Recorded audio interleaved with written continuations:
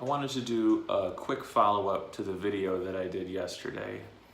In the video I did yesterday, I talked an awful lot about paying attention to how we're judging ourselves and our experience. So that's a really strong internal component of how we're feeling and how that affects our outlook on the world and further perpetuates kind of feeling upset on the inside and having difficulty with things. But in terms of, so humans are relational creatures. We literally have a piece in our brain and the only job is to connect with other people. The whole purpose of this part of our brain is to see and be seen with another human being. As a result, that calms our system down. It gives us wonderful feelings of closeness and connection. And to oversimplify it, there's this one called oxytocin that comes out. They call it the cuddle hormone. Basically, it's responsible for feelings of feeling warm and nurtured and connected. And so I think in terms of coping, also that's another kind of issue is coping shouldn't be something that happens just exclusively on our own. Like, we live in a world with other people.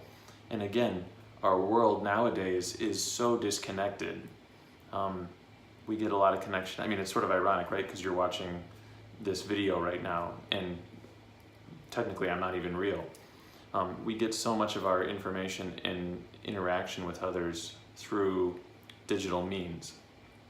So I think what we know scientifically and just from experience, right, is when we are reaching for another human being, when we are reaching for someone that we care about, when we make ourselves kind of open and vulnerable, with a little bit of that kind of panicked feeling that kind of comes with it, and say, I need to know that you're here.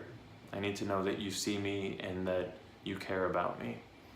And when our partner sees that and they don't push us away, but instead they say, yeah, you're having a hard day today, and I see that, and you know what, I'm here for you. It's gonna be okay.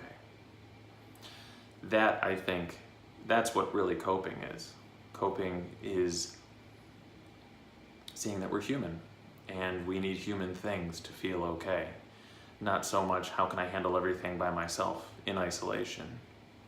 And I think in my first video, this mindfulness piece that I had on top of that sort of allows you to get more in touch with your internal world. And as a result of being in touch, it gives you the opportunity to reach out to your partner in a more effective way because you've touched into that. You know what's going on inside you. I know, maybe you say, I know that I feel panicked and upset and uncertain, and I'm thinking about a million things, and I just don't know if we're going to be able to afford things, or when are we going to have time to spend together, or what are we going to do about medical bills, or so many other stresses that come up, right? And even as I'm acting that out, behind that there is this kind of uncertainty, there's this kind of panic in the voice. And for a partner to pick up on that panic and say, yes, we have this problem, but we will do it together.